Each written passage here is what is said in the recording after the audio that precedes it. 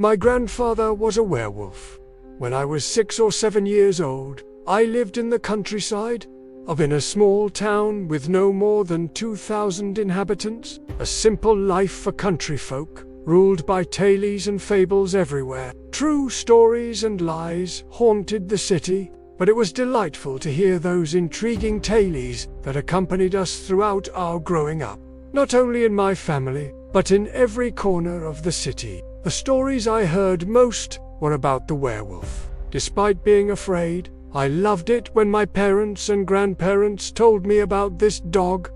Man or man, dog. Who knows which one is real cause I'd never seen one in front of me. And frankly, from the stories I heard, I wouldn't even want to. But of all the stories, the most intriguing of all was the one my grandfather told me, and which I still remember to this day. It was a Friday with a full moon, Lent, a prime time for werewolves to roam the city after midnight. My grandfather owned a bar with a good customer base, and Friday was a good day for a beer and some idle chatter.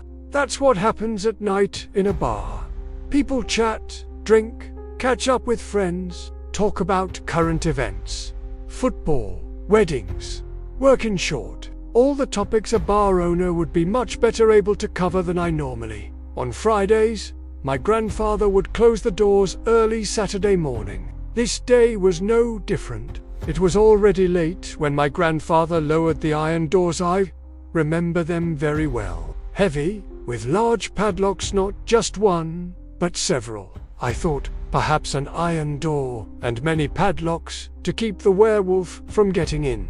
Doors closed, it was time to close the register. Counting the money, setting the tables, cleaning up the mess, always with the help of a bartender on busy days. Every morning, before the bar opened, a woman would come to clean every corner of the bar, giving it a fresh smell and mitigating the stench of cigarettes and alcohol that lingered overnight. Afterwards, my grandfather said goodbye to the bartender, who went in the opposite direction. I remember he had to walk about 2 kilometers from the bar to our house. As we lived together, my brother, my parents, and my maternal grandparents. That day, after saying goodbye to the bartender, my grandfather had a bad feeling. Something bad hit him, making his hair stand on end. He didn't hesitate, opened the bar door again, and went under the counter to get a gun he'd hidden, a place only he knew where it was. He grabbed the gun, put it in his waistband, and closed the doors again. Poor my grandfather. He struggled to close those iron doors, but they had to be made of iron, and very difficult indeed. Who knows, if the werewolf ever tried to open them, he might not have the strength to lift them. That was what he truly believed, and for that he made up for my grandfather's suffering. He looked again in the opposite direction, in the direction the clerk had walked, and, no longer in sight, he continued on his way home. It was dark, the city lighting was poor.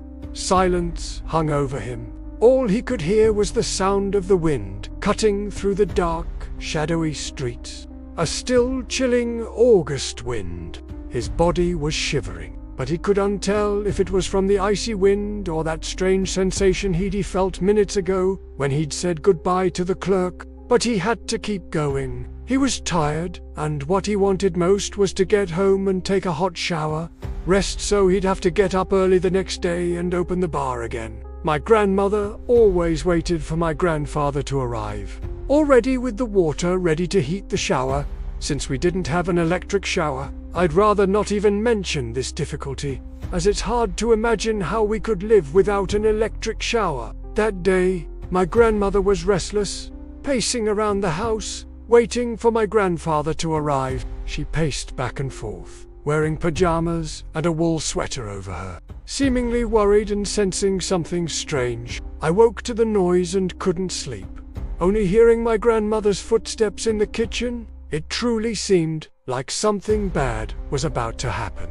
Still walking through the dark streets and feeling the same chill, my grandfather didn't fear the darkness. Because the gun at his waist was his strength, it was what gave him security. He would say, "If anything happens to me, I have my 38 caliber revolver, which I take great care of and which will never let me down. His walk was long and quick. To get home as quickly as possible, the further he got from the bar and home, the darker and darker the streets became, illuminated only by the full moon shining in the sky. It wasn't a farm, but our house was far from the other houses, alone on a tree-lined block,